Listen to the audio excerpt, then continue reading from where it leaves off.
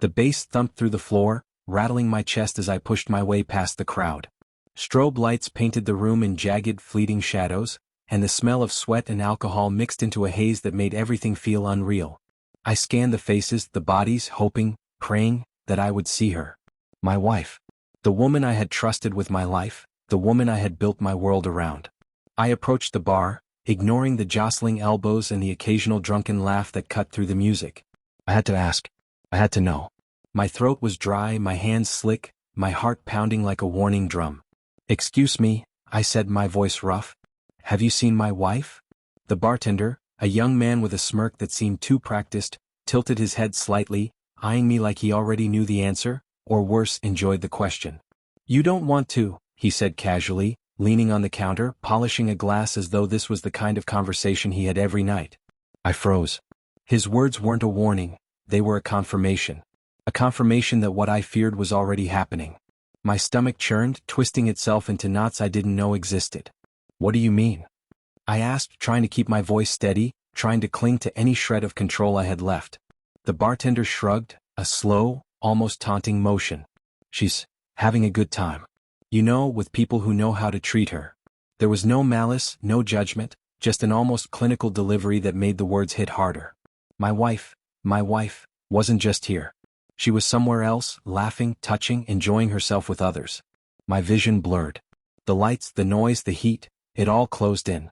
I tried to process it logically, the way I always tried to process everything. Maybe it was a misunderstanding. Maybe she was just talking to someone. Maybe I was overreacting. But the smirk on his face, the ease in his tone, left no room for hope. He knew. And in that knowing, my world began to unravel. I backed away from the bar, needing space, needing air, needing something solid in a night that had none. My mind raced. How long had this been happening? Was I blind all along, staring at her with trust thick in my eyes, blind to the small signs that had been there, subtle but deadly?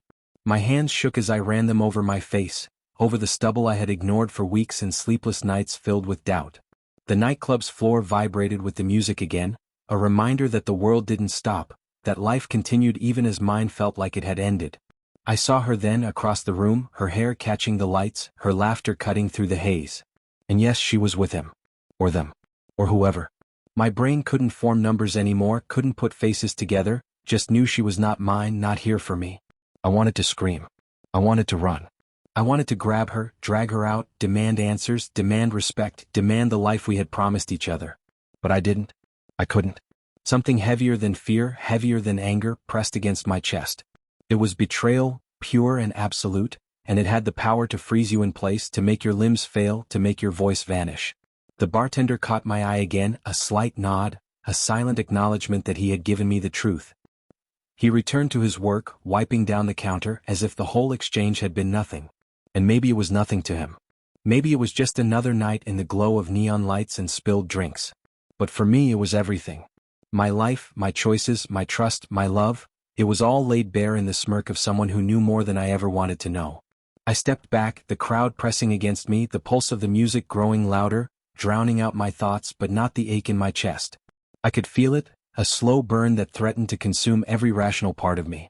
She had chosen this night, this company, this path without me. And now, in the shadows of the nightclub, surrounded by strangers, I understood just how small my presence had become in her world. I wanted answers. I wanted confrontation. I wanted 1,000 things that were suddenly out of reach. And yet, I knew the first step wasn't to yell, wasn't to fight, wasn't to plead. The first step was to watch. To see the truth unfold without flinching. To see what she had become without my permission. I took a deep breath, steadying myself, feeling the chill of the nightclub's cold air conditioning hit my face. Every step I took toward her was weighted, deliberate. I was not yet ready to act, but I had to see, had to know, had to let the reality burn itself into me. And in that moment, I realized the life I thought I had, the love I thought was mutual, had been nothing more than a story she had told herself. And stories, I learned, could be rewritten by anyone, sometimes even by the person you trusted the most.